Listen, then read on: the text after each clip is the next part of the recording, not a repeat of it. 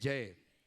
गुणायतन के मूल नायक चंद्रप्रभ भगवान की, वर्तमान शासन भगवान महावीर स्वामी की, संत श्रोमणी आचार्य भगवान विद्यासागर जी महाराज की, परम पूज्य प्रमाणिक संत महामना मुनिराज प्रमासागर जी महाराज की, मुनि संघ की, तीर्थराज सम्मेद शिखर जी की, अहिंसामयी जैन धर्म की अभिनंदन है। गुणायतन एवं श्री सेवादन परिवार की ओर से आप सभी सुधी श्रोताओं का एवं उन सभी गुरु भक्तों का जो पारस चैनल, जनवाई चैनल, प्रमाणिक ऐप के माध्यम से अपनी शंकाओं के समाधान प्राप्त करके अपने जीवन को नई दिशा, नई राह दे पा रहे, उन सबका अभिनंदन करता हुआ मैं आप सबको संबद्ध करने जा रहा हूँ जगत ज्येष्ठ जगत श्रेष्ठ आचार्य भगवान विद्यासागर जी महाराज के परम प्रभावक शिष्य महामना मुनिराज प्रमासागर जी महाराज, जो जाने जाते हैं गुणायतन प्रणेता, संघ का समाधान प्रवर्तक, भावना प्रवर्तक एवं संरक्षण के रूप में, जिनकी सुमधुर वाणी के माध्यम से अपनी शंकाओं के समाधान प्राप्त करके हम अपने जीवन को प्रोन्नत कर पाते हैं। ऐसे गुरुदेव के चरणों से हम जुड़ें। उसके पूर्व मैं चाहता हूँ कि गुरुदेव का शुभाशीष हमें प्राप्त हो। अतः मेरे साथ उच्चारिए नमोस्तु महाश्री, नमोस्तु महाश्री, नमोस्तु महाश्री। गुरुदेव का मानसचित्त गुणायतन जो कुछ ही माहों लोकार्पित होने वाला है, जहाँ के दिव्य देशम मंडप में बैठ करके आप गुरुदेव के श्री वचन सुन पा रहे हैं। ऐसे परम पूज्य गुरुदेव का मानसचित्र गुणायतन, जहाँ आप देखेंगे साक्षात समोसरण, जहाँ आप जान पाएंगे अपनी आत्मा की अवस्थिति, और जहाँ आप अवलोकित करेंगे अकृत्रिम चैत्यालयवत पंचायतन शैली का अद्भुत जिन मंदिर, जहाँ आपके परिजन, आपके माता पिता साधनारत होंगे साधना बसतिका में, और जहाँ पे बन रही है विशाल संत निवास, जहाँ अनेक अनेक साधु बैठ करके साधना रत होंगे।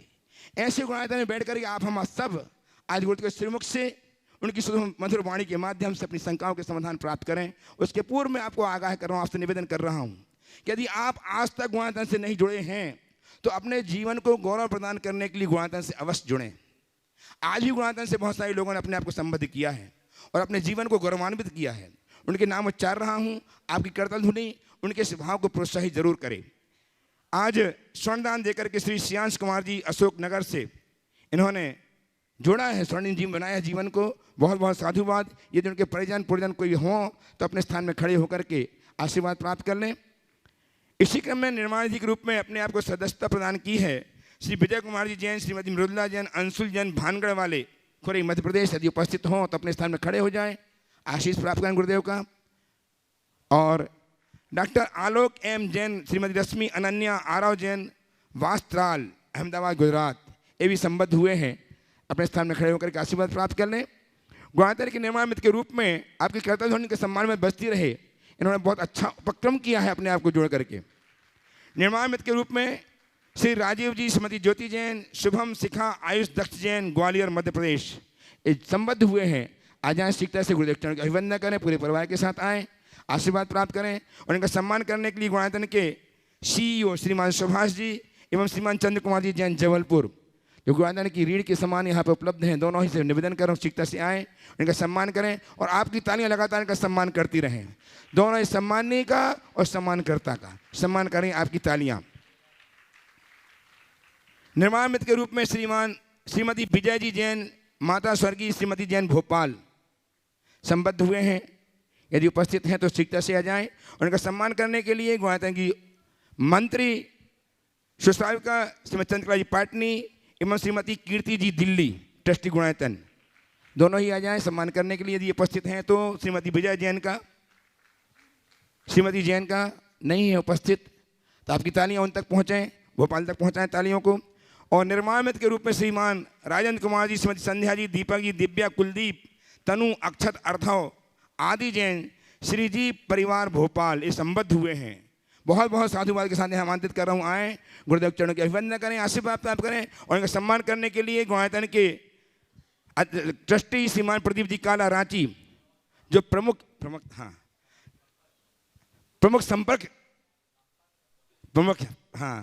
संपर्ककर्ता श्रीमान प्रदीप जी काला रांची एवं श्रीमान अनिल जी सेठी उपाध्यक्ष गुणायतन हजारीबाग, सम्मान करने के लिए सादर सम्मान आ जाएं। मंच में श्रीमान राजेंद्र कुमार जी, संध्या जी, दीपक जी, दिव्या जी, कुलदीप जी परिवार का। आइए और आपकी तालियां लगातार इन दोनों का सम्मान करती रहें। आपके लिए 1/6वां हिस्सा आपको प्राप्त हो रहा है तालियां बजाकर मत सम्मान करने मात्र से। हमारे बीच में आज श्रीमान आदर्श जी की सेवा में अहर्निश तत्पर रहने वाले भैया मधुर जी के मम्मी पापा श्रीमान महेंद्र कुमार जी मणि जी उपस्थित हैं। मैं उनसे निवेदन कर रहा हूं कि आए, गुरुदेव की चरण रज माथे लगाएं, आशीर्वाद प्राप्त करें और जैसा पुत्र के काम कर रहा है वैसे ही अपने जीवन को गुरु सेवा में अर्पित करके अपने जीवन को धन्य करने का सौभाग्य प्राप्त करेंगे। श्रीमान महेंद्र कुमार जी मणि जी जैन मधुर भैया के मम्मी पापा देवरी बीना बारहा से आ जाए और उनके सम्मान करने के लिए गुणायतन के CFO श्रीमान सुनील जी जैन एवं श्रीमती संगीता जी सेठी हजारीबाग सहायता से आ जाएं। संगीता जी सेठी ट्रस्टी गुणायतन हजारीबाग सम्मान करने के लिए सुनील जी के साथ आइए। मधुर जी के बहुत ताली लगवाए, इन्होंने अपने बेटे को समर्पित कर दिया गुरु चरणों में। लगातार जब भी देखो मधुर भैया मधुर भैया मधुर भैया। आचार्य जी के पास एक ही नाम। चलिए इसके बाद में आप सबको लिए चलता हूँ गुरुदेव के चरणों में, जिनसे आप अपनी शंकाएं प्रस्तुत करके समाधान प्राप्त करेंगे। पहला प्रश्न प्रस्तुत करने के लिए निमंत्रित कर रहा हूँ, आमंत्रित कर रहा हूँ हजारीबाग से गुणायतन के उपाध्यक्ष श्रीमान अनिल जी संगीता जी सेठी को। और तैयार रहेंगे श्रीमान प्रदीप जी काला ट्रस्टी गुणायतन रांची। हाँ इसके बाद आइए, बोलिए, प्रश्न बोलिए भाभी। हाँ माइक दीजिए, माइक जल्दी। नमस्ते महाराज जी। महाराज जी ऐसा क्या करें कि ठोकर लगने पर गिरे नहीं बल्कि खुद को संभाल सकें और खुद में सुधार ला सकें। ठोकर लगने पर गिरे नहीं, खुद को संभाल सके और सुधार सके। एक कहावत है, ठोकर खाकर ठाकुर बना जाता है। और ठोकर खाकर ठाकुर बनने के लिए 4 बातें आत्मसात करना जरूरी है। पहली बात, गलतियों से सीखने की आदत। जो भी हमारे साथ गलती हो उससे सीख लें। दूसरी बात, प्रगाढ़ आत्मविश्वास। तीसरी बात, दृढ़ संकल्प शक्ति।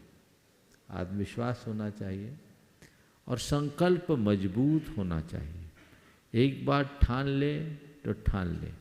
हमने अपनी गलतियों को सुधारने का संकल्प लिया तो संकल्प लेना ही है। और चौथी बात, नित्य पुनरीक्षण। हमने जो गलती की उसको दोहरा तो नहीं रहे। यदि ये 4 बातें व्यक्ति नियमित अभ्यास में जोड़ ले तो वो ठोकर खाकर ठाकुर बन सकता है। नमस्ते महाराज। एक नमोस्तु महाराज जी। महाराज जी मेरा प्रश्न ये है कि शक्ति अनुसार दान करिए, शक्ति अनुसार किसी का कोई काम पड़े तो शक्ति अनुसार करना चाहिए। तो अपन दूसरों में तो ये लगा देते कि शक्ति अनुसार सब कुछ तन मन धन तुरंत बचा लेते हैं, और यही अपना घर में सेम सिचुएशन आता है तो सब कुछ लगा देते, चाहे हो नहीं हो, इधर उधर मांगा मांगी करके पूरा करते। तो ये क्या सही है? देखिए, सब काम शक्ति के अनुरूप होना चाहिए। शक्ति का उल्लंघन करने से भारी नुकसान होता है। जब त्याग तप भी शक्ति के अनुसार है तो खर्च भी शक्ति के अनुसार करना चाहिए। एक कहावत है कि आमद कम और खर्चा ज़्यादा, लक्षण है मिट जाने का, और कुबत कम और गुस्सा ज़्यादा, लक्षण है पिट जाने का। तो मिटोगे और पिटोगे, भुगतते ही हैं। आजकल लोग कर्जा लेके घी पीते, ये प्रवृत्तियाँ अच्छी नहीं हैं। बहुत सारे लोग हैं जिनके पास घोर अभाव और अल्पता है लेकिन उनकी फुटानी नष्ट नहीं होती है। आप लोग भाषा में फुटानी बोलते हैं ना, गुमान। एक अभिमान में जीते हैं, भ्रम और वहम में जीते हैं, जो कतई उचित नहीं है और इसके प्रति सभी को जागरूक रहना ही चाहिए। नमोस्तु गुरुदेव। उपस्थित हो श्रीमान प्रदीप जी काला साहब। एक और एक चलो बोलो। महाशय, किसी के बच्चों की आदर कास्ट में शादी होती है तो माँ बाप क्या गुरुवर को आहार दे सकते हैं? अब वो कौन सा केस है, प्रकरण है, प्रत्यक्ष पूछ करके बात करना। चलिए। नमोस्तु। नमोस्तु। आइए श्रीमान पेदू जी का नाम रांची से ट्रस्टी गुणायतन, और तैयार रहें श्रीमती चंद्रकला जी पाटनी रांची। ओम माइक पहुँच। ससुराल का नमस्तु। हाँ। नमस्तु गुरुदेव, नमस्तु गुरुदेव। गुरुदेव, मेरा प्रश्न जो है, अभी जो बीता प्रश्न है शक्ति अनुसार दान, उसी से संबंधित है। गुरुदेव, आगम में यह कहा गया है कि जीवन के बाद में हमारे साथ में हमारे कर्म जाते हैं, तेजस शरीर भी साथ में जाता है, लेकिन हम जीवन का ज़्यादातर समय धन कमाने में लगा देते हैं, और ये देखा जाता है कि अंतिम क्षणों में हम ये पाते हैं कि पूरा पुरुषार्थ तो पूरा जीवन लगा करके हमने जो धन कमाया है, हम उसका 50% भोग नहीं कर पा रहे हैं, 20% भी भोग नहीं कर पा रहे हैं, और हमारा सारा पुरुषार्थ व्यर्थ हो जाता है। तो ऐसे में ये जो समय और पुरुषार्थ हमारा लगा, इसे हम यदि अपने साथ में कर्म के रूप में ले जाएं तो उसका उपाय क्या है? और जब शक्ति, यदि दान अच्छा कर्म है, पुण्य अच्छा है, इससे तो शक्ति अनुसार जब दान की बात आती है, हमें विदेश घूमना होता है तो 4 लाख 5 लाख रुपया कम लगता है, और जब दान देना होता है हमें, तो हमें 50,000 लाख रुपया भी देना भारी लगता है। तो क्या कोई ऐसा फार्मूला जिससे कि उत्तम श्रेणी का दान आमदनी का कितना प्रतिशत होना चाहिए, मध्यम श्रेणी का जो दानदाता है जिसकी भावना है आमदनी का कितना प्रतिशत दान दे, और जो जघन्य है, जो किसी के हाथ से धन निकलता नहीं है धर्म के काम में, पुण्य के काम में, वो कितना प्रतिशत कम से कम ध्यान दे कि उसका जीवन संतुलित रहे, संयमित रहे। नमस्ते गुरुदेव। बहुत अच्छा सवाल आपने पूछा। देखिए, इन सब का एक ही रास्ता है, वो है जीवन के यथार्थ को सामने रखकर चलना। लोग ये कहते हैं कि एक ढेला भी हमारे साथ जाने वाला नहीं है, लेकिन पूरी जिंदगी इस बात को झुठलाने की कोशिश करते हैं कि लोगों के साथ भले न गया हो, मेरे साथ जाएगा। ये जब तक ऐसी भ्रमपूर्ण धारणा बनी रहेगी, व्यक्ति धन से चिपका ही रहेगा। जड़ धन और जीवन धन दोनों के भेद को समझना बहुत जरूरी है। जड़ धन यहीं छूट जाने वाला है, जीवन धन शाश्वत है, उसे हमें पहचानना। जब तक इस यथार्थ को हम नहीं जानेंगे, तब तक धन का मोह नहीं छूटेगा। धन के व्यामोह के पीछे 4 कारण। पहला, व्यक्ति बड़े श्रम से धन कमाता है, जी गुरु। पसीना बहाना पड़ता है, रात दिन एक करना पड़ता है। दूसरा, सारे सामाजिक मूल्य आज अर्थ प्रधान हो गए। जेब गरम तो सब काम, और जेब खाली तो कुछ भी नहीं। तो ये भी एक कारण है बढ़ते हुए सामाजिक और अन्य मूल्य, अर्थ प्रधान होना। तीसरी बात, व्यक्ति को धन में अपनी शरण दिखती कि मैं कुछ भी होगा, धन के बल पर सब कर लूँगा, ये भ्रमपूर्ण विश्वास। और चौथी बात, यथार्थ की अनदेखी, जानते ही नहीं है मेरे जीवन का यथार्थ क्या है। एक कहावत है, पूत कपूत तो का धन संचय, और पूत सपूत तो का धन संचय। ये जीवन के यथार्थ को व्यक्त करता है। हम ये भी कह सकते हैं कि धन को ही जीवन का जो साध्य मान लेते हैं, उनके साथ ऐसी स्थिति बनती है। यदि हम धन को जीवन का साध्य मानने की जगह जीवन निर्वाह के साधन के रूप में स्वीकार करें, तो हमारे जीवन में बड़ा व्यापक बदलाव घटित हो सकता है। जी गुरुदेव। तो ये 4 कारण हैं। इन चारों कारणों का निवारण होगा अगर हम यथार्थ को समझ करके चलें।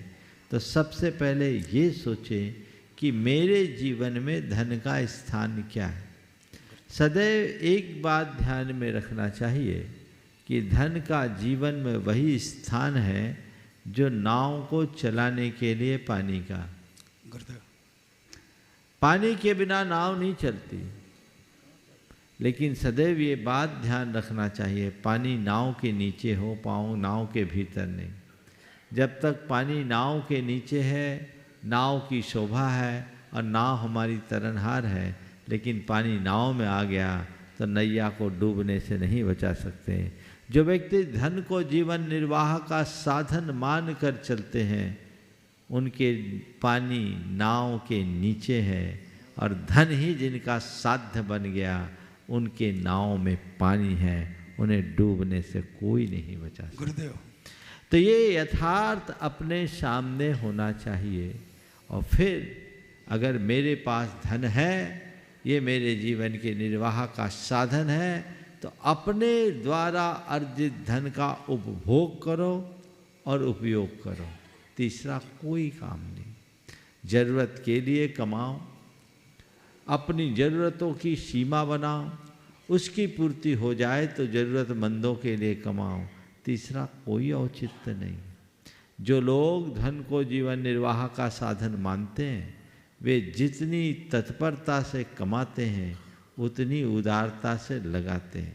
एक दफ़े अशोक जी पाटनी से ऐसी बहुत पुरानी बात है, चर्चा आई। वो हमारे समाज के एक सबसे अधिक दान दाता के रूप में प्रतिष्ठापित हैं, उदार चित्त हैं। तो उन्होंने एक दिन कहा था, जब उनकी जीवन की शुरुआती दौर था, महाराज मैं रुपयों का करूँगा क्या? जी, बस ये आदमी को समझना चाहिए, आखिर इन रुपयों का करूँगा क्या। एक दिन चर्चा में एक व्यक्ति ने मुझसे कहा कि महाराज, एक लिमिट को क्रॉस करने के बाद पैसों की अहमियत ख़त्म हो जाती है। 50 करोड़ वाला भी बिजनेस क्लास में ट्रैवल करता है, बिजनेस क्लास होटल में रुकता है, वह कोई ब्रांडेड जगुआर और मर्सिडीज में बैठता है, वो भी वैसे ही पास कॉलोनी में रहता है, और 500 और 5000 करोड़ वाला भी वही भोगता है। उससे ज़्यादा नहीं भोग सकता, क्योंकि प्रकृति ने कुछ व्यवस्था ही ऐसी बना दी। करेगा क्या? इससे आगे उस पैसे का क्या उपयोग? कितना भोगोगे, कितना करोगे? और व्यसन बुराई में कोई फंसे है तो बात अलग, वो बहाए जितना महान है, उसका कोई अंत नहीं। लेकिन एक लिमिट के बाद पैसा केवल स्टेटस का सिंबल बनता है, हमारी ज़रूरत का आधार नहीं।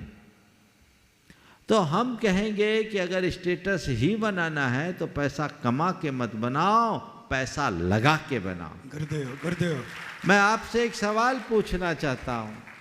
आपके सामने दो व्यक्ति, एक व्यक्ति के पास अपार पैसा है पर महाकंजूस है, और एक व्यक्ति जिसके पास अपेक्षाकृत पैसा कम है पर बड़ा उदार दिल है। किसे ज़्यादा पसंद करोगे? उदार दिल को गुरुदेव। स्टेटस किसका ज़्यादा माना जाएगा? उदार दिल का ही माना जाएगा। तो जब अपना स्टेटस ही बनाना चाहते हो तो उदार बनो, दानी बनो, तो सब में तुम्हारा सम्मान होगा। मैं एक ऐसे व्यक्ति को जानता हूँ जो एक बड़ी कंपनी में मैनेजर का काम करता था, और उस जमाने में उसकी करीब 15,000 रुपये तनख्वाह थी। कंपनी अरबपति परिवार की, लेकिन वो व्यक्ति साल में उस जमाने में 15-20 लाख रुपया दान दे देता था। आप कहोगे 15,000 रुपये महीना कमाने वाला 15-20 लाख दान कैसे दे देता? बोले कुछ नहीं, उसके पास जो जमा पूंजी थी उससे अनाज खरीदता था, और जो सीड वो खरीदता उसका दाम बढ़ता, और उसका नियम था कि मैं जितना कमाऊंगा उसका आधा दान करूंगा। नतीजा, उससे ज़्यादा प्रतिष्ठा जिस कंपनी में काम करता था उससे बड़ी प्रतिष्ठा उस व्यक्ति की थी। इसलिए नहीं कि उसके पास पैसा है, केवल इसलिए कि उसके पास उदार हृदय है। जी गुरुदेव। इसलिए मैं ऐसा कहता हूँ कि पैसे वाले को लोग पहचानते हैं पर उदार हृदय को लोग चाहते हैं। रिपीट करता हूँ, पैसे वाले को लोग पहचानते हैं पर उदार हृदय व्यक्ति को लोग चाहते हैं। आपको तय करना है कि लोग मुझे पहचाने या चाहे। क्या चाहते हो? लोग चाहे गुरुदेव। तो लोग चाहे तो वो करो जो लोग चाहते हैं। जी गुरुदेव। लोग की तुमसे अपेक्षा है, और फिर एक चिंतन करना चाहिए कि मेरे जीवन के निर्माण में समाज का बड़ा योगदान है। आज मैं एक सभ्य मनुष्य बनाऊं तो इसके पीछे सामाजिक संस्कार और सरोकार का स्थान है। यदि वो मुझे नहीं मिले होते तो लुच्चा लफंगा आवारा अपराधी मवाली बनकर घूमता रहता। जी तो मेरे जीवन के निर्माण में जब समाज का योगदान है तो मेरी ये जिम्मेदारी होती है कि मैं समाज के निर्माण में अपना कुछ योगदान दूं। जी गुरुदेव।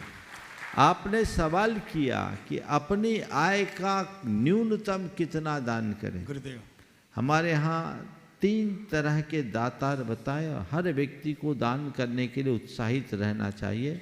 सबसे उत्तम वो है जो अपनी आय का कुल 4 हिस्सा करता है, 50% से यानी 2 हिस्से से अपने और अपने परिवार का भरण पोषण करता है, तीसरा हिस्सा सेविंग के लिए रखता आपत्ति विपत्ति के लिए, और चौथा हिस्सा जो होता है वह दान में लगाता है। यानी 50% से घर चलाओ, 25% सेविंग के लिए रखो और 25% दान करके पुण्य का पूंजी निवेश करो। गुरुदेव। दूसरा है अपने आय का कुल 6 हिस्सा करे, यानी लगभग 16% के, जिसमें 3 हिस्से से यानी लगभग 49% से अपना और अपना परिवार का भरण पोषण करे। 2 हिस्सा आपत्ति विपत्ति के लिए रखे, यानी लगभग 32-33% से आप अपना आपत्ति विपत्ति के लिए सेविंग में रख ले, और 6वां हिस्सा यानी 16% का दान करे। ये मध्यम दाता कहलाता। जी गुरुदेव। और जघन्य दाता वह है जो अपने आय के 10 हिस्से करे, 6 हिस्से से घर चलाए यानी 60% घर खर्च में करे, और 3 हिस्सा यानी 30% आपत्ति विपत्ति के लिए सेविंग में डाले, और 10वां हिस्सा यानी 10% का दान करे। अपनी आय का 10वांश तो दान देना ही चाहिए। तुम्हारे 1 रुपये की कमाई है तो तुम्हें 90 पैसे ही खर्च करने के अधिकार हैं। अभी जो सवाल किया ना, शक्ति से ज़्यादा खर्च नहीं करना, 90%। उस 90 पैसे से ज़्यादा खर्च करने का अधिकार नहीं, बल्कि अधिकार तो 60 पैसे को ही खर्चने का है।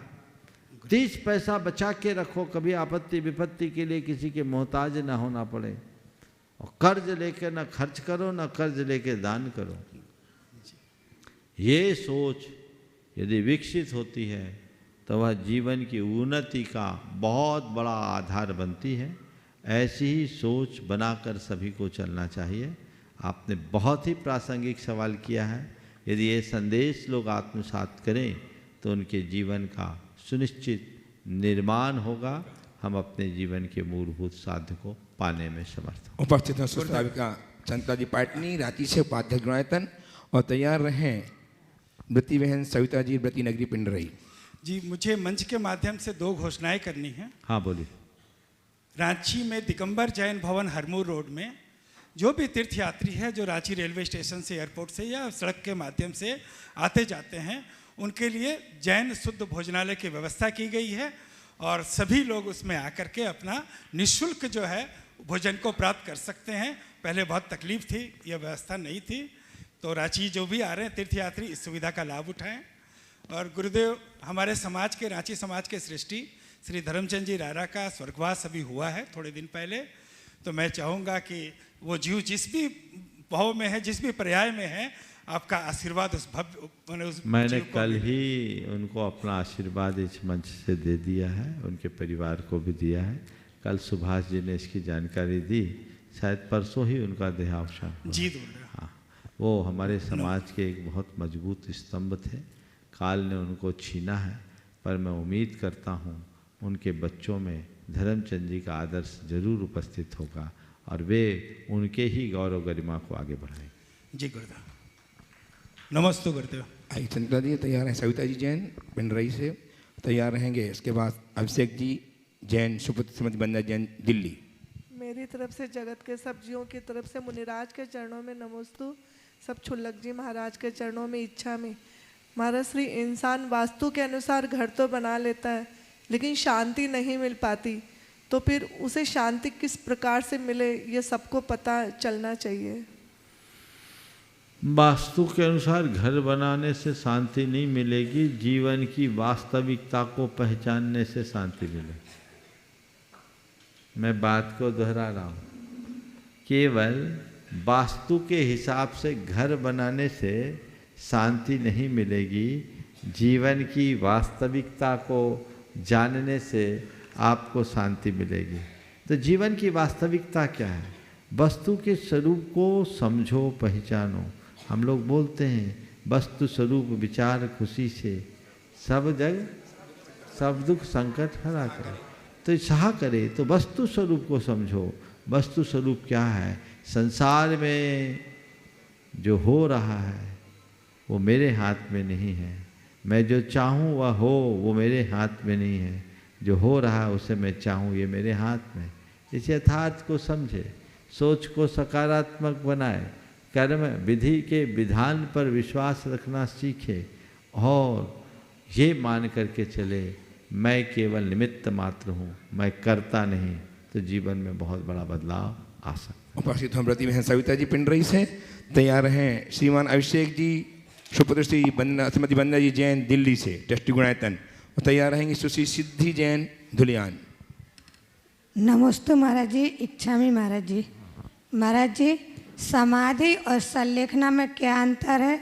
समाधि तो महाराज जी व्रती महाव्रती गृहस्थ सब ले लेते हैं, लेकिन संलेखना महाव्रती लेते हैं। और समाधि करने वालों का कितना भाव शेष रहता है और संलेखना करने वालों का कितना भाव शेष रहता है? महाराज जी नमस्ते। देखिए, समाधि संलेखना एक शब्द और जोड़ लो, समाधि मरण, ये 3 शब्द है। ठीक। संलेखना और समाधि मरण दोनों एक अर्थक है, लेकिन समाधि और संलेखना में भिन्नता है। समाधि का मतलब है पूर्ण ध्यान में लीन होना, आधि व्याधि उपाधि से ऊपर उठने का नाम समाधि। तो ये समाधि बीतराग निर्गंथ मुनियों को होती है, जो परम समाधि कहते हैं। समाधि मरण और संलेखना मरण ये एक अर्थक भी है और भिन्न अर्थक भी है। एक अर्थक जो हम लोग क्रम पूर्वक भोजन पान आदि का परित्याग करते हुए अपने शरीर को छोड़ते हैं, उससे होने वाले मरण को समाधि मरण या संलेखना मरण कहते हैं। ये मुनि या गृहस्थ दोनों को हो सकता है। अन्ते समाधि मरणम प्रयतितव्यम सभिवेन, अपनी शक्ति के अनुसार सभी को तस्माद् यावद् विभवम समाधि मरणे प्रयतितव्यम, जब तक आपके अंदर सामर्थ्य है समाधि मरण के लिए प्रयत्नशील रहना चाहिए। ये समाधि मरण की बात कही जाती है। ये गृहस्थ के जीवन में भी संभव है और मुनि के जीवन में भी। पर अगर कोई धर्म ध्यान से अपना शरीर छोड़ता है तो कई बार इसे भी समाधि मरण कह देते हैं, जो एक प्रकार का सम्यक्त मरण। और संलेखना पूर्वक या समाधि मरण पूर्वक मुनि हो या गृहस्थ अगर अच्छे से अपना शरीर छोड़ता है तो 3 से 8 भावों में उसकी मुक्ति निश्चित हो जाती है। नमस्ते। उपस्थित हैं श्रीमान अभिषेक जी अपनी माताश्री के साथ ट्रस्टी गुणायतन दिल्ली से तैयार हैं। सुश्री सिद्धि जैन तैयार रहेंगे। नमस्ते महाराज जी। मेरा प्रश्न ये है कि हम सुनते और पढ़ते तो बहुत हैं कि हम ना तो ये मन है और ना ही ये शरीर है, हम सच्चिदानंद रूपी आत्मा है। अब हम इसको पढ़ने में तो समझते हैं, बट इसका अनुभव कैसे करें? बहुत अच्छा सवाल। देखो, ये जीवन का अकाट्य सत्य है कि हम एक आत्मा है, लेकिन हमारी चेतना में ऐसे संस्कार जमे हुए हैं कि हम जन्म जन्मांतरों से अपने आप को देह रूप, काम क्रोध लोभ मोह रूप मानते आए। तो जब तक हम अपनी चेतना के उस संस्कार को विनष्ट नहीं करते, बदलते नहीं, तब तक मैं आत्मा हूँ ये कैसे अनुभव में आएगा? समझ गए? एक व्यक्ति था जिसके बारे में मैंने सुना कि वो अब्राहम लिंकन का 35 साल तक रोल किया। दक्षिण अफ्रीका में आदमी था। 35 साल तक अब्राहम लिंकन का रोल करते करते इतना तन्मय हो गया कि वो अपने आप को लिंकन ही बोलना शुरू कर दिया। I am Abraham Lincoln. कोई कुछ बोले भी तो लिंकन ही बोले। तो लोगों ने सोचा पागल हो गया। कहते हैं उसके सत्य का पर्दाफाश करने के लिए उसे लाई डिटेक्टर पर रखा गया। जब लाई डिटेक्टर पर रखा तो उसने कहा ये झमेला छोड़ो, मैं कह देता हूँ मैं लिंकन नहीं हूँ। तो उसने कहा मैं लिंकन नहीं हूँ, तो लाई डिटेक्टर ने नेगेटिव वाइब्रेशन दे दिया कि ये झूठ बोल रहा है। कहने का तात्पर्य यह है कि उसकी चेतना में ये बात इतनी गहरी बैठ गई थी कि वो मैं लिंकन हूँ, मैं लिंकन हूँ, मैं लिंकन हूँ, मैं लिंकन हूँ, इस अभ्यास से वो अपने आप को लिंकन ही मान लिया। पता नहीं ये घटना कब की। तो मैं आपसे कहता हूँ ये एक बहुत बड़ा सच है कि हर प्राणी अनादि से मैं देह रूप हूँ, मैं काम रूप हूँ, मैं सुखी हूँ, मैं दुखी हूँ, मैं रंग हूँ, मैं राजा हूँ, यही तो मानते आए ना। उस संस्कार को विनष्ट करने के लिए हमें भावना योग करना होगा। और हर पल ये भावना भाव मैं शुद्ध आत्मा हूँ, मैं सहज आत्मा हूँ, मैं शांत आत्मा हूँ, शुद्धोहम, सहजोहम, शांतोहम, शोहम, मैं आत्मा हूँ। हर पल उसकी धुन लगाओ, शुद्ध आत्मा की भावना भाव, खाते पीते चलते फिरते उठते बैठते ये धुन बैठ जाए तो हर क्रिया में तुम्हारे अंदर ये आभास होगा मैं शुद्ध आत्मा हूँ, मैं शुद्ध आत्मा हूँ, ये भाव बढ़ सके। उपस्थित सिद्धिजन धुल्यान गंगा से और तैयार हैं ख्याति रब्ध नाम श्रीमान गजराज जी की सुपुत्र श्रीमान विकास जी गंगवाल दिल्ली से। ओ बोले बेटा। नमोस्तु नमोस्तु नमोस्तु। महाराज जी, आज मैंने आपको अपना गुरु बनाया है, तो मैं किस किस नियमों का पालन कर सकती हूँ? बस ऐसा करना कि जब गुरु बनाया है तो ऐसा कोई काम न करे कि कोई कहे तुम्हारे गुरु कैसे और तुम कैसे। समझ गए? एक अच्छी कन्या बनना, जैन धर्म के नियमों का पूरी तरह पालन करना। उपस्थित श्रीमान विकास जी गंगवाल दिल्ली से सुप्रसिद्ध ख्याति रब्ध नाम श्री गजराज जी के सुपुत्र और तैयार रहे। ओ विकास कहाँ है? विकास नहीं है? हाँ देव जोड़ी बुला लो, जोड़ी से जाए।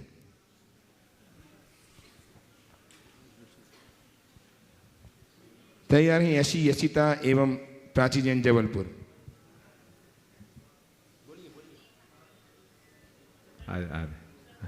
जब तक दूसरे को बोल हो जाएगा 10 यशी यशिता एवं प्राची जैन जबलपुर उपस्थित हो जाए। आई गए। हाँ बोलो, इसके बाद बोलो। नमस्ते महाराज श्री। महाराज श्री, हम लोग बिजनेस करते हैं, व्यापार करते हैं और हर तरह की बातें होती हैं, धोखा भी मिलता है। तो ऐसे सिचुएशन में, ऐसे चीज़ों में कैसे डील किया जाए? जिसने धोखा दिया उसको छोड़ दें अपने हाल पे और आगे बढ़ें जीवन में, या कुछ उनसे डील किया जाए उस तरीके से? एक व्यक्ति के साथ एक घटना घटी। उसने अपना कारोबार शुरू किया और जो मुख्य आदमी था जिस पर भरोसा करते थे, उस आदमी ने एक लंबी चपत दे दी, बहुत गहरी चपत। व्यापार की शुरुआत की और पहली शुरुआत में ऐसी चपत आई तो उससे वो व्यक्ति डिप्रेशन में आया। उसके पिताजी उसे लेकर मेरे पास आए और पिताजी ने मुझसे कहा कि महाराज इसको समझाइए, रुपया खोने का हमें उतना कष्ट नहीं, हमें कोई कष्ट नहीं है, पर इसकी जो शांति खोई है, ये जो डिप्रेशन में आ रहा है, इसका मुझे कष्ट जरूर है और आप ही इसका निवारण कर सकते। मैं इससे रोज कहता हूँ बेटा इतना नुकसान हुआ उसकी परवाह मत करो, यही सोचो कि हमने अपने जीवन में इतना कम कमाया। जब हमने अपने कैरियर की शुरुआत की थी उस समय हमारे पास कुछ भी नहीं था, 500 रुपये से हमने कैरियर के शुरुआत की और आज इतना बड़ा नुकसान झेलने के बाद भी आज हमारे पास बहुत कुछ है। मेरे मुख से निकला कि भाई इसे नुकसान मानने की जगह नसीहत मानो। अब वो उसके पीछे लगोगे और पीछे लगने में तुम अपना समय शक्ति लगाओगे, पता नहीं पा पाओगे कि नहीं पा पाओगे। लेकिन यदि इसे एक नसीहत मानकर अपने सिस्टम को सुधारोगे तो शायद बहुत कुछ पा जाओ। मेरी बात उन्हें जमी उन्होंने फाइनेंस का बिजनेस था, 3 महीना अपना बिजनेस को रोका, पूरा सिस्टम ठीक किया और पूरा सिस्टम ठीक करने के उपरांत अपने बिजनेस को पूरी तरह से ऑटोमेशन से जोड़ा, अपग्रेड किया और आप सुनकर आश्चर्य करेंगे 2 साल में 300% की ग्रोथ की। वो कहते हैं कि महाराज आपका जो मार्गदर्शन मिला वो हमारे लिए तो संजीवनी बन गया, हमने अपनी शक्ति आज अपने को आगे बढ़ाने में लगाई, नहीं तो उस समय जो उनको नुकसान हुआ था मात्र 40 लाख रुपए का था, हम 40 लाख रुपया बचाने में अपने आप को होम देते और पता नहीं कौन सा बैरभाव होता। तो व्यापार करते समय ऐसी नीति और रीति अपनानी चाहिए कि इस तरह की नौबत ही ना आए कि धोखा खाना पड़े, और सिस्टम बहुत पारदर्शी और स्पष्ट होना चाहिए, और यदि कदाचित ऐसा हो तो उसे नुकसान मानने की जगह नसीहत मानना चाहिए, जिससे जीवन में ज़्यादा बेहतरी हो सके। तो महाराज श्री, कुछ लोग कहते हैं कि पिछले जन्म का देना था तो इस जन्म में दे दिया है, ऐसा कुछ होता है क्या? अरे पिछले और पिछले जन्म को मैं बात की बात करता हूँ, पर मैं ये पूछता हूँ कि उस लेन देन में उलझ जाओगे तो वहीं रुकोगे, हमें रुकना है कि आगे चलना है? आगे चलना है। तो बस इन सब चीज़ों को ध्यान में नहीं रखना चाहिए, आगे बढ़ने का प्रयास करना चाहिए। जो अपने समय, शक्ति और संसाधन को रचनात्मक दिशा में आगे बढ़ाते हैं वे ही उपलब्धियों को छू पाते हैं। उपस्थित हुए यशी यशिता और प्राची जबलपुर से तैयार हैं श्रीमान साहिल जी जैन धुलियान गंगा से, जो मेंबर हैं भारतीय जीव जंतु कल्याण बोर्ड के, अल्पसंख्यक बोर्ड आयोग के, द्रविड़ महासंघ के प्रभारी मंत्री श्रीमान साहिल जी जैन धुलियान तैयार हैं। नमोस्तु गुरुवर, मेरा प्रश्न यह है कि इंसान को घर से मंदिर जाने का टाइम नहीं है और वह शमशान से सीधा स्वर्ग जाना चाहता है, ये बात कितनी जस्टिफाइड है? हाँ, फिर से बोलो। मेरा प्रश्न यह है कि इंसान को घर से मंदिर जाने का टाइम नहीं है और वह शमशान से सीधा स्वर्ग जाना चाहता है, ये बात कितनी जस्टिफाइड है? मैं तो ये कहता हूँ, मैंने एक मंदिर में एक वाक्य पढ़ा था, बड़ा प्रेरक वाक्य लिखा था। उसमें लिखा था कि घर से अगर मंदिर दूर दिखे, घर से यदि मंदिर दूर दिखे तो समझना नरक पास है। समझ गया? तो बस समझ लो ऐसे लोगों का यही हाल होना है, इसके आगे क्या हो। चलिए आइए श्रीमान साहिल जैन धुलियान गंगा से पश्चिम बंगाल, और तैयार हैं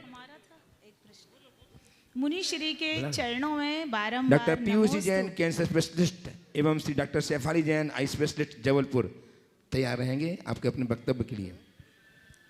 मुनि श्री के चरणों में बारंबार नमोस्तु, समस्त मुनि संघ को इक्षामि इक्षामि इक्षामि। मुनि श्री, मोक्ष प्राप्ति के लिए ग्रस्त की दिनचर्या कैसी होनी चाहिए और क्या ग्रस्त को रत्नात्रय की प्राप्ति हो सकती है क्या? गृहस्थ को अपने गृहस्थोचित कर्तव्यों का पालन करना चाहिए, सम्यक दर्शन की विशुद्धि के साथ अपने जीवन को आगे बढ़ाना चाहिए। गृहस्थ में रत्नत्रय नहीं, लेकिन एक देश रत्नत्रय जरूर प्रकट हो सकता है। नमोस्तु। हाँ, आइए श्रीमान साहिल जी, और तैयार हैं डॉक्टर पीयूष जी कैंसर स्पेशलिस्ट एवं शेफाली जी आई स्पेशलिस्ट जबलपुर। गुरुवर के श्री चरणों में धुलियान दिगंबर जैन समाज दयोदय महासंघ का बारंबार नमोस्तु नमोस्तु नमोस्तु। गुरुवर, मेरा प्रश्न है, भगवान महावीर स्वामी का 2550 निर्वाण महोत्सव विगत 7 सितंबर को पश्चिम बंगाल की माननीय मुख्यमंत्री ममता बनर्जी के सानिध्य में मनाया गया था। वहाँ उन्होंने वर्धमान में एक संयम कृति मतलब अहिंसा चक्र का निर्माण करेगी, ऐसा उन्होंने घोषणा किया था। उसमें विशेष गुरुवर ये मार्गदर्शन था, आपने जो प्रवचन दिया था उससे वो बहुत प्रभावित थी और उन्होंने वर्धमान के लिए काफ़ी सारी योजनाएं और उस बारे में गुरु आपसे कुछ ऐसा कर सके, वहाँ पे उन्होंने इस तरह से बात कहा था। गुरुवर, मेरी एक सबसे बड़ी इच्छा है, ये गुणायतन तीर्थ से एक ऐसा शंखनाद हो जो बहुत सारे संगठन सोच रही है निर्वाण महोत्सव कैसे मनाएं, क्या करे क्या नहीं करे, इस बारे में सारे संगठन सोच में हैं। मैं चाहता हूँ इस पे गुरुवर आप मार्गदर्शन करें, क्योंकि आप, मुझे ऐसा लगता है कि वर्तमान के वर्धमान आप ही हो। देखो, इस विषय में मैंने पर्याप्त प्रकाश डाला है और अब शुरू करने की ज़रूरत नहीं है, अब तो आगे बढ़ने की ज़रूरत है। पूरे देश भर की जैन समाज इसे आगे बढ़ा भी रही है। आप सबको पता होगा, राष्ट्रीय स्तर पर विगत 26 नवंबर को एक बड़ा कार्यक्रम दिल्ली में हुआ है, जो इसका राष्ट्रीय स्तर पर आगाज़ रहा। गजराज जी गंगवाल के नेतृत्व में कार्यक्रम हुआ है। मैं तो पूरे देश के लोगों को यही कहूँगा, एक जो केंद्रीय कमेटी है उसके दिशा निर्देश में काम करे और भगवान महावीर के 2550वें निर्वाण महामहोत्सव को कुछ इस तरीके से मनाएं कि हम जैन धर्म को वैश्विक पटल पर स्थापित कर सके। जब भगवान महावीर का 25वां निर्वाण महामहोत्सव था तब का युग अलग था, उस समय हमारे पास टेक्नोलॉजी नहीं थी।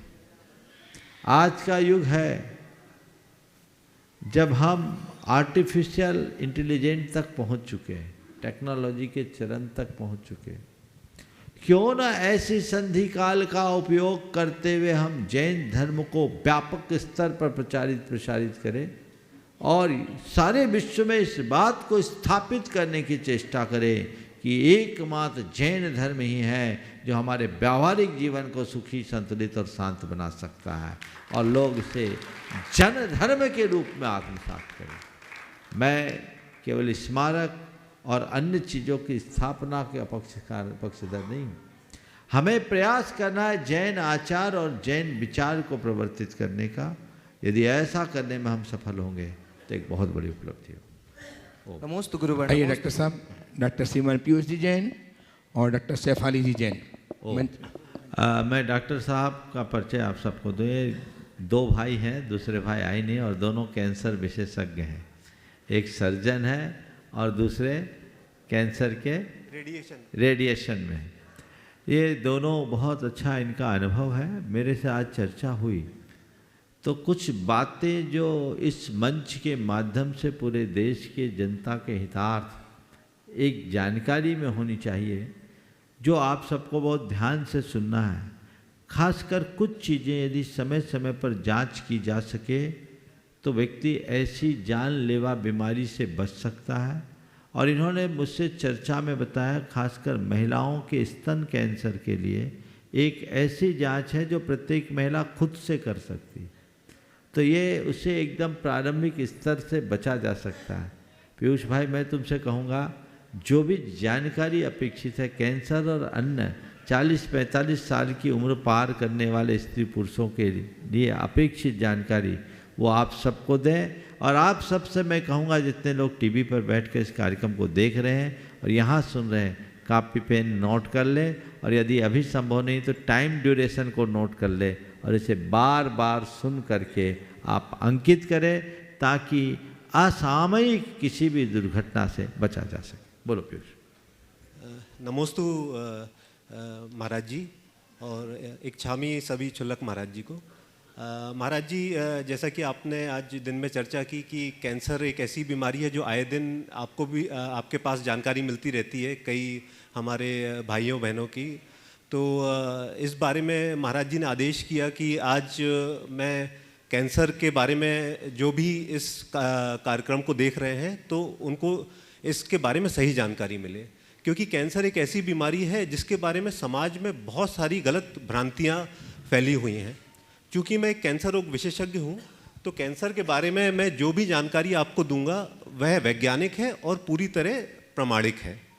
तो सबसे पहले तो कैंसर आखिर है क्या? देखिए, कैंसर एक दूसरी बीमारियों की तरह एक बीमारी है और इसकी खास बात यह है कि ये एक लाइफस्टाइल डिजीज़ है। लाइफस्टाइल डिजीज़ मतलब कि हमारी जीवन शैली से जुड़ी हुई बीमारी है। तो अगर हमें इस बीमारी से बचना है तो हमें हमारी जीवन शैली में बदलाव लाना होगा। तो जीवन शैली में बदलाव के लिए 3 चीज़ें बहुत आवश्यक हैं। पहला तो हमें किसी भी प्रकार के नशीले पदार्थ जैसे कि तंबाकू, धूम्रपान, शराब, जिनका चलन आए दिन नई जनरेशन में पढ़े लिखे लोगों में बढ़ता ही जा रहा है, जबकि पढ़े लिखे लोगों में कायदे से इसकी जानकारी सही होनी चाहिए और ये इतना जो हमें आगे जाके बीमारियों के रूप में कष्ट देता है तो हमें इससे बचना चाहिए। लेकिन दुर्भाग्य से ये चीज़ें बढ़ रही हैं। तो हमें हमारे बच्चों को, हमारे आने वाली जनरेशन को नशे से दूर रखना है। दूसरी बात ये है हमारा खान पान, यानी हमारी डाइट। तो इसमें मैं सबसे पहले कहूँगा कि डाइट के लिए हमारे भोजन में हमको जो प्रोसेस्ड फूड्स जो रहते हैं, जैसा कि मैंने गुणायतन में भी देखा, बहुत सारे पैम्पलेट्स चिपके हुए थे कि जिसमें जो पैकेट जो रेडीमेड फूड अवेलेबल हैं, जो पैकेट में अवेलेबल हैं, उनको हमको हमारे बच्चों को उनसे भी दूर रखना है। ये उतने ही खतरनाक हैं जितने कि दूसरे प्रकार के नशे। अगर आप अपने बच्चे को ये पैकेट फूड दे रहे हैं तो आप मान के चलिए आप उस अपने बच्चे को बोल रहे हैं कि हम ये धूम्रपान के 1-2 कश ले लो, ये इतना खतरनाक है। तो ये बात आप आज से गार्ड मान लें कि हमें हमारे बच्चों को ये जो 5 रुपये 10 रुपये में बहुत आसानी से कहीं पर भी अवेलेबल है, लेज़ कुरकुरे आदि, ये नहीं देना है। ये आगे जाके आने वाली जनरेशन जो हमारी हैं, ये इनमें कैंसर की सुनामी लाएगा।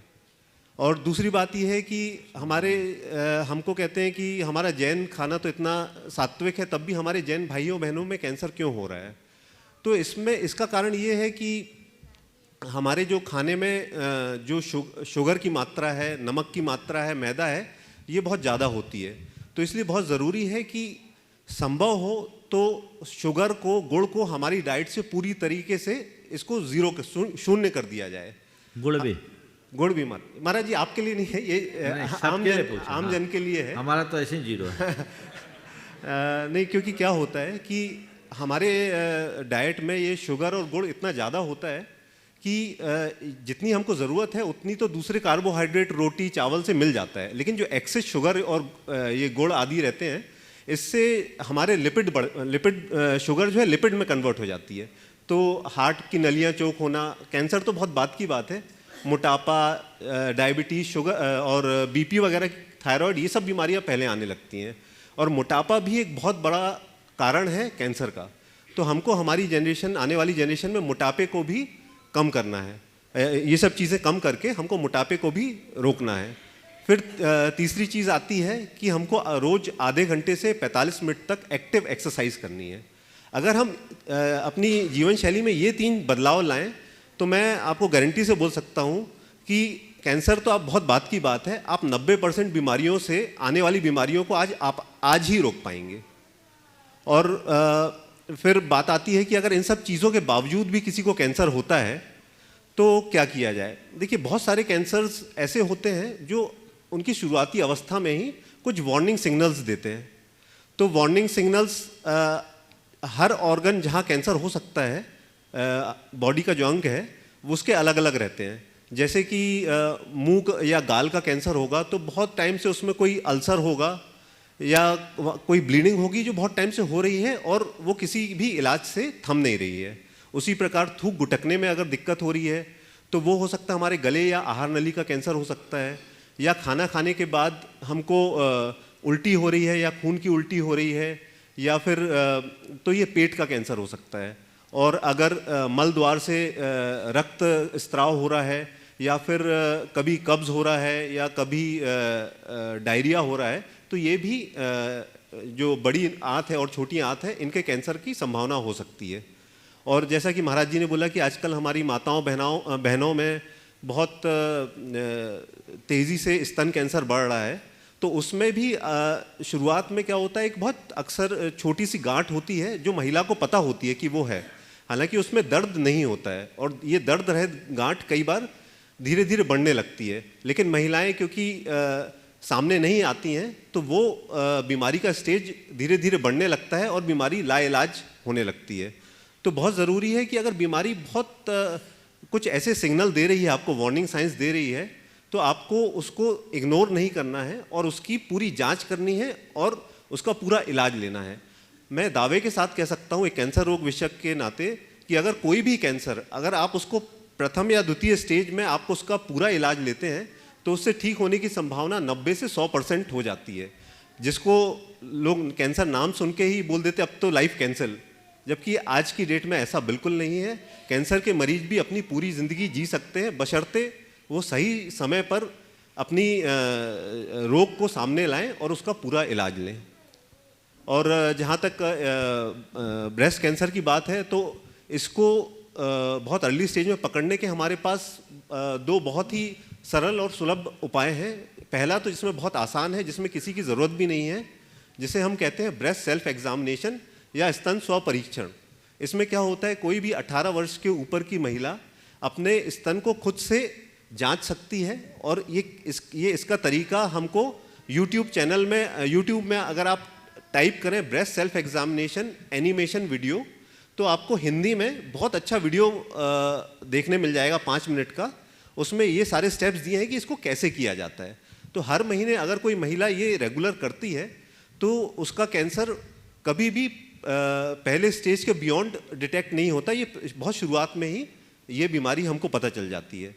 और एक और हमारे पास एक स्क्रीनिंग टूल है जो 40 वर्ष के ऊपर की महिलाओं को करना चाहिए, जिसको हम मैमोग्राम कहते हैं। मैमोग्राम कुछ नहीं होता है, ये स्तन का एक स्पेशल एक्सरे होता है जिसको हर साल 40 वर्ष के ऊपर की महिला अगर करती है तो देखा गया है कि ऐसी गांठें जो महिला खुद भी महसूस नहीं कर सकती है, मैमोग्राम उसको पकड़ लेता है।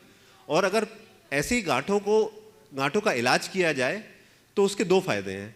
एक तो बीमारी लगभग 100% ठीक होने की गुंजाइश रहती है, इलाज भी बहुत छोटा होता है और इसमें स्तन को पूरी तरीके से हटाया नहीं जाता है। इसमें सिर्फ गांठ को निकाला जाता है और महिला की एक नैसर्गिक सौंदर्य को बरकरार रखा जा सकता है, उसका कॉन्फिडेंस को लेवल को आप बरकरार रख सकते हैं। जो कि स्तन एक महिला अगर किसी महिला का ऑपरेशन द्वारा पूरा स्तन निकाला जाए तो जो उसके मानसिक स्तर पे भी जो कॉन्फिडेंस लेवल में कमी आती है उससे भी हम बच सकते हैं। तो बहुत ज़रूरी है कि हम कैंसर में चीज़ों को सही समय पे सामने लाएं। और क्या क्या टेस्ट व्यक्ति को कराना चाहिए, पुरुषों को और अन्य को नियमित क्या जांचें कराना चाहिए, और बताइए। जी महाराज जी, वैसे तो 40 साल के बाद हर व्यक्ति को लगभग हर साल कुछ टेस्ट होते हैं, नॉर्मल ब्लड टेस्ट है, उनको कराने से ये होगा कि कोई भी छिपी हुई बीमारी जिसके संकेत हमको बॉडी नहीं दे रही है वो भी हम पता लगा लेंगे और बहुत ही बिना इलाज के भी हम उनको लाइफस्टाइल चेंजेस से ठीक कर सकते हैं। जिसमें सबसे पहला है कंप्लीट ब्लड एग्जामिनेशन, जिसमें haemoglobin, white blood cell, red blood cell, platelets आदि की काउंट्स हमको पता चलते हैं।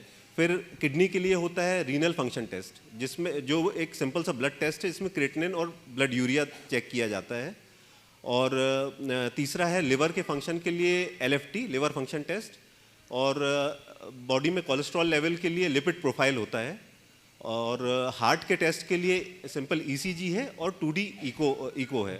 और शुगर के लेवल को जानने के लिए ब्लड शुगर होता है, खाली पेट होता है और खाना खाने के 2 घंटे बाद किया जाता है। और एक टेस्ट होता है HbA1c, जिसको कराने से हमको पिछले 3 महीने का शुगर लेवल्स पता चलते हैं। तो कई बार मरीज़ को जानकारी नहीं होती है कि उसके लिवर में गड़बड़ी है कि किडनी में गड़बड़ी है, क्योंकि ये चीज़ें जब तक 80-90% तक ख़राब ना हो जाएं, इनके संकेत बॉडी नहीं देती है, लेकिन तब तक इलाज कराने में बहुत देरी हो जाती है। तो अगर हर कोई 40 साल के बाद ये टेस्ट हर साल कराए तो बहुत सारी चीज़ें छिपी हुई बाहर आ जाती हैं और हमको कम से कम या बिना इलाज के सिर्फ जीवन शैली में परिवर्तन करके हम इन बीमारियों से दूर रह सकते हैं। बहुत सुंदर। आज बहुत, हाँ बोलिए। और ये तो बात हुई शरीर की, अगर मन को स्वस्थ रखना है तो भावना योग से अच्छा मेरे ख्याल से कोई उपाय नहीं है। और एक लाइन में अगर मैं अपनी सारी बात को समराइज़ करूं तो हमको कुल मिला के जैनी जीवन शैली अपनाना है। और महाराज जी, हम लोग का एक बहुत काफ़ी सैकड़ों हज़ारों डॉक्टर्स का एक ग्रुप है, उसमें हम लोगों ने ये किया है कि हफ्ते में 1 दिन 24 घंटे का फास्ट करते हैं। वाह। हाँ, उसमें महाराज जी जैन नहीं है, जैन तो बहुत गिने चुने हैं, पर बहुत सारे मतलब पूरे भारतवर्ष से पूरे डॉक्टर्स हैं। तो उसमें हम लोग क्या करते हैं कि रविवार को शाम को भोजन लिया, फिर अगला भोजन हम सोमवार को शाम को लेंगे। इस दौरान ज़्यादा हम पानी या छाछ लेंगे। बहुत सुंदर, वो चीज़ है। बहुत अच्छी जानकारी दी है डॉक्टर पीयूष ने। और ये आप सबके लिए एक सुझाव है, प्रायः सप्ताह में 1 से 2 प्रकरण कैंसर के हमारे पास आते हैं। यानी वे लोग जो हमसे सीधे संपर्क से जुड़े हैं तो ये एक महामारी का रूप लेते जा रही है, कब किसके साथ क्या हो जाए। तो जैसा डॉक्टर साहब ने कहा, समय रहते यदि जांच पड़ताल होती रहे और जीवन शैली में व्यापक बदलाव हो तो ये बहुत बड़ा परिवर्तन हो सकता है। मुझे उम्मीद है आज डॉक्टर पीयूष की बात को आप सब गंभीरता से सुनेंगे और लाभ लेंगे। और जैसा आपने कैंसर के विशेषज्ञ होने के बाद भी कहा है कि भावना योग एक बहुत बड़ा इसका इलाज है, तो हम भावना योग करें तो बीमार पड़े ही नहीं, तन स्वस्थ, मन मस्त और चेतना प्रशस्त होंगे। ये तीनों लाभ अपने को मिलेगा और बीमारी के पहले ही अपने जीवन में बदलाव जरूरी है। सभी स्वस्थ हों, सभी सुखी रहें, इस पुनीत भाव के साथ आज यहीं पर विराम। बोलिए परम पूज्य आचार्य बैठे रहिए 2 मिनट बैठे रहिए।